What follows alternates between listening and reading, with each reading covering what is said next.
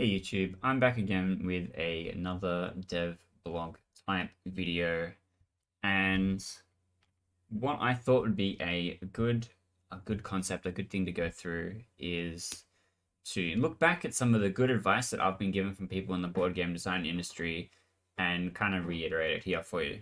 So I've written down a few of the things that I look back on and were really helpful and super impactful for me in my career, and written down some notes. Now, a lot of this stuff is not going to be like a word for word quote from this person, but it's going to be pretty close, or how I use it today, or stuff like that.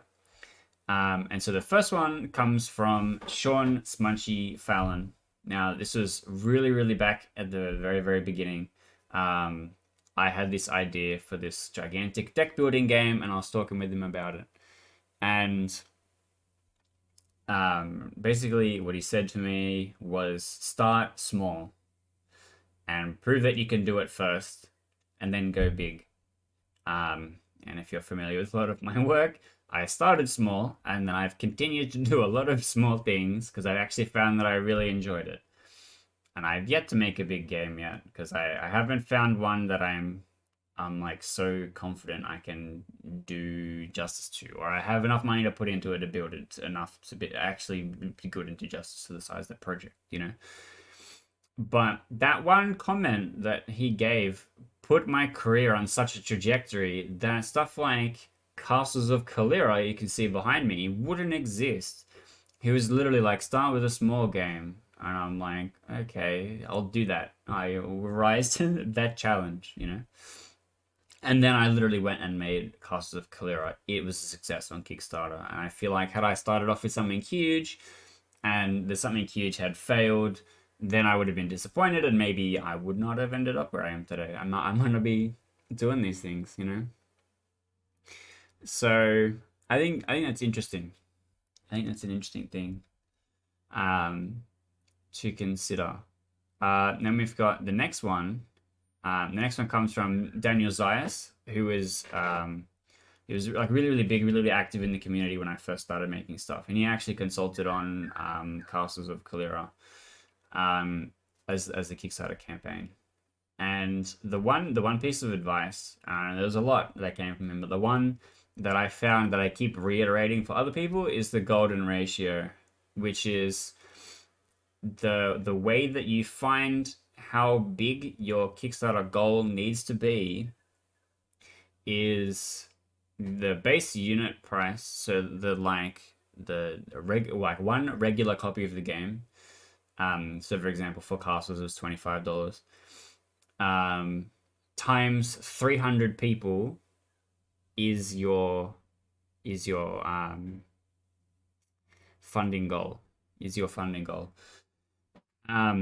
And that's something I've pretty much every campaign that I've built from them, whenever other people have been asking about these kind of things, that's been the metric that I've been using. I use that for the Winning Love by Daylight Kickstarter campaign, even though it literally doesn't have like a manufacturing process that is trying to make sure enough stock is bought for the minimum quantity of 500 to like actually care about.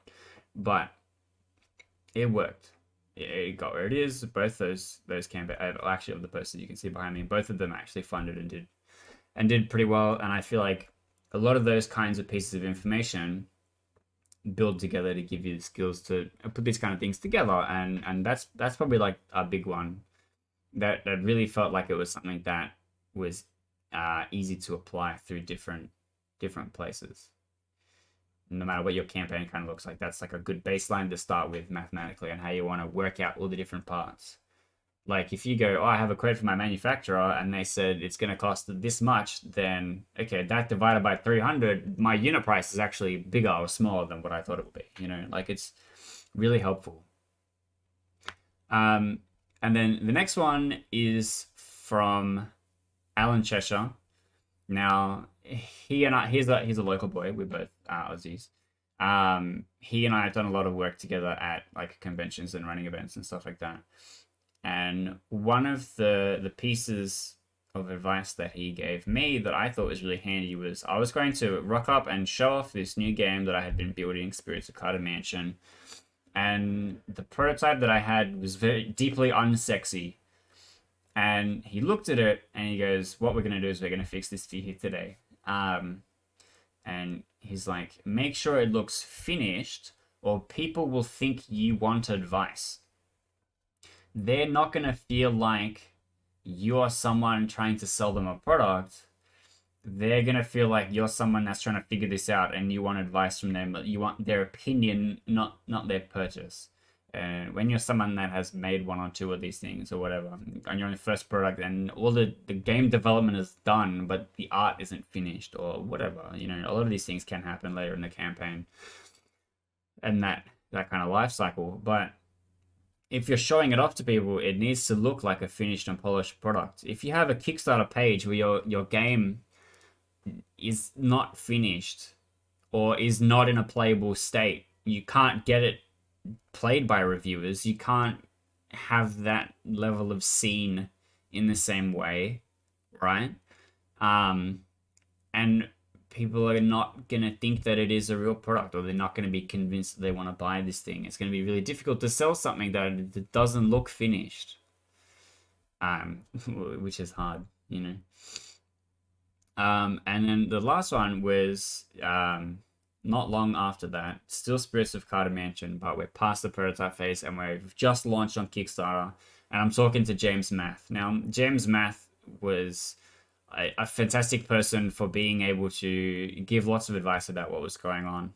And I ended up talking to him about something unrelated, and kind of mentioned that we both had a Kickstarter campaign running at the same time. I think we both had the same launch day. And I was like, wow, how cool is this? We both have the same launch day. It was like kind of bumping into your buddy at a line to get a burger or something.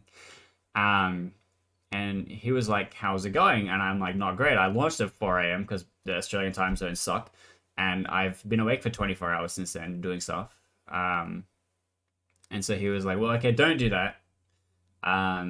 You need to eat and sleep. You need to focus on looking after yourself as well before you can do any of these things. And it was interesting that, like, just immediately he was like, look, caring for yourself is like way more important than any of this stuff. You can't be expected to be on and working 24/7, especially during a Kickstarter campaign. It's ridiculous, you know. And that's obviously something I'm still shit at, but feel like it's something that I should be focusing on. And other people coming into this space, working for yourself, doing all these kind of things, you need to be able to have that work-life balance. It is important, you know. But then the other thing, when my campaign was slowing down or not doing very well, this was only like a few hours in, it was obvious that it wasn't going to work out. I was still talking to him about something, and he was like, look, don't worry about it. When I first started out, I really only had like a 1 in 3 hit rate. Yeah, like a 30% success rate. This guy at the time was like releasing bangers every day. Like, here's my new thing, and you know, it's a hit. And he was like, I only had a 1 in 3 hit rate starting out. And I was like, fuck, that is insane to me, because I'm spending a whole year working on a project. It comes out and people are like, meh, and then it gets scrapped, and you're like, okay, I'm on the next thing now.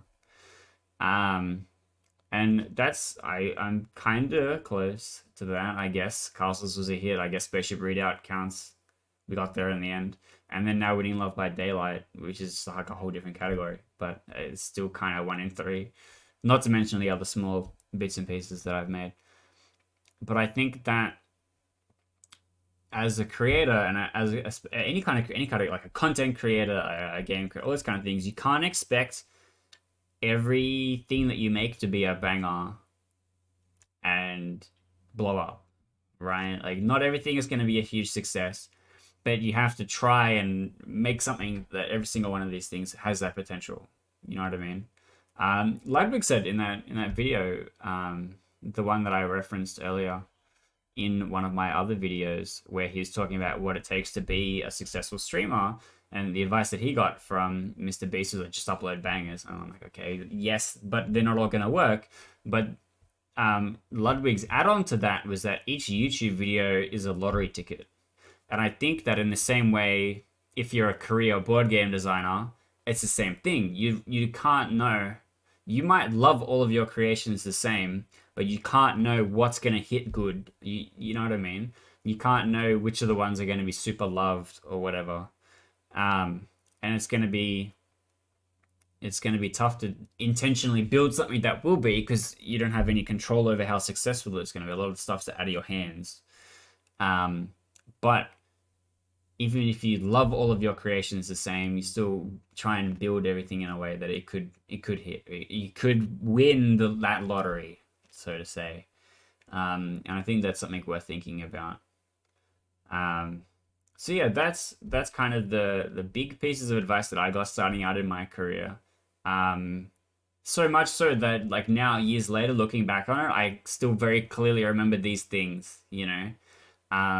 So hopefully this gives you something to think about. It gives you kind of knowing where I have come from along this way, and if your journey is going to come along the same sort of thing, it gives you something to think about and how you're building things and how the stuff that you make should be treated, I suppose is how you would put that.